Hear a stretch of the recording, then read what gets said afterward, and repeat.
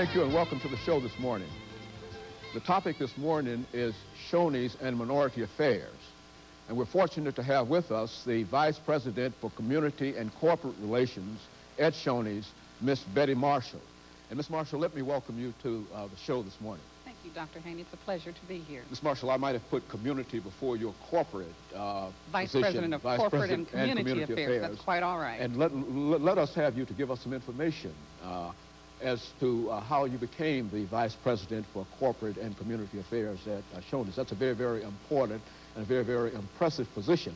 How did you become the Vice President at Shoney's? Well, it goes back a long, long ways, Dr. Haney. Some people say I'm stubborn. Every time I'm pushed down, I get up, brush myself off, and come at it again.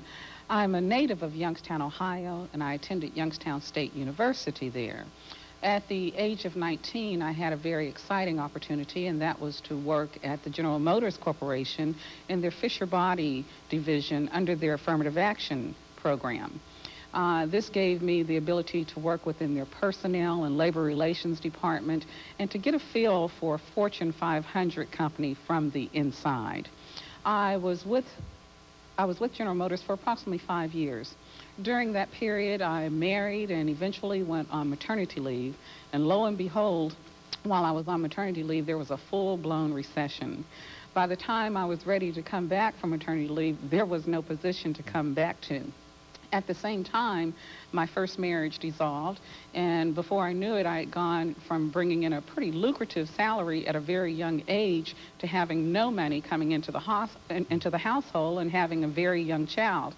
And so I had to face a very major decision. It was a very hard decision for me at that time, but I think it's one that made me what I am today and kind of shaped my life.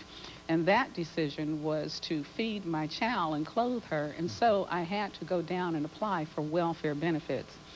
I guess the reason I say that it kind of shaped my personality today, because what I found by applying for welfare benefits, that even though I was the same person inside, even though I had the same feelings, the same convictions, the same heart, and the same mind, all of a sudden I was treated differently. And when I say treated differently, I don't mean just the members of the welfare institution, but treated differently by business associates and also friends, or so-called friends, as you can say. They tend to generalize a lot. All of a sudden, because I was accepting public assistance, it was assumed that I was lazy and that I did not want to better myself and go out and look for a job, even though I had paid into the system for several years. And what it taught me, Dr. Haney, was not to judge a book by its cover. And if I could say anything to the youth today, it doesn't matter whether you have a starter jacket or British Knights tennis shoes or whatever the latest fad is. What matters is what's inside and what you're doing to better yourself and to better your family, and also giving back to the community. Well, I started an aggressive search for employment during the 9 months to 1 year that I was on public assistance. And lo and behold, I ran into a relatively unknown company that was located and founded in Youngstown, Ohio, and that was Arby's Roast Beef Restaurants, which is nationally known today. Well, during the time that I was interviewing with Arby's, General Motors did call me back for a part-time position.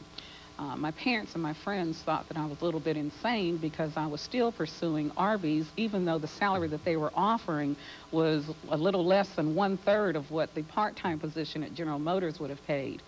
But when I looked at the restaurant industry, I saw a tremendous opportunity for growth. And when I say growth, not just growth with the restaurant industry, but growth for me as an individual. Too often we look at restaurant companies and we only term it as flipping burgers or being the counter person or being the manager. And what we fail to realize is that each restaurant concept has a corporate headquarters behind it, and there are positions there that enable growth. I also realized that not a lot of females and not a lot of minorities were in the restaurant business.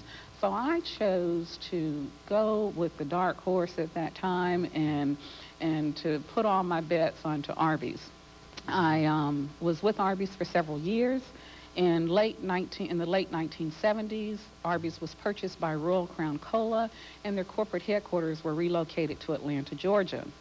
At that time, we had approximately 125 to 150 employees at the Arby's corporate headquarters in Youngstown, and by the grace of God, I was one of 12 that was asked to relocate to Atlanta, Georgia, which was another major hurdle I had to face.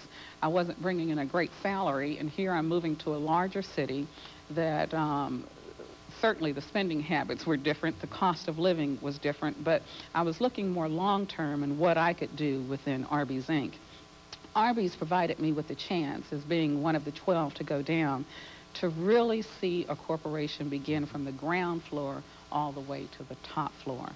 I held several positions at Arby's, Inc., starting from purchasing coordinator to purchasing manager, finally moved up to director of purchasing, and I handled all of the domestic purchasing for Arby's throughout the United States, which gave me another opportunity, and that was to see all of the United States, and it was just a wonderful opportunity. The last position that I held at Arby's, Inc. prior to my leaving was Director of International Purchasing, which gave me a totally different business aspect. I was responsible for their Canadian and Japanese operations, and that was just an opportunity that I'm blessed to have had. I've always been one to be inquisitive. I probably drove my parents crazy during my upbringing by asking several questions of how, why, what. And so it was a great opportunity for Arby's to give me that chance to start the purchasing program in Canada. At the time that I became Director of Purchasing for Canada, they had approximately 13 restaurants, and by the time I left, that had grown to over 80 restaurants. And from Arby's, I left there in late 1889, and I relocated to Columbus, Ohio, and became Director of Purchasing and Distribution for Rack's Restaurants. I was in Columbus for a short period of time. Even though I'm from Ohio, I guess the saying that you can never go home again is really true. Nothing wrong with Columbus. I just found that my personality did not deal with the snowfall amount that they had in Columbus, Ohio. And so I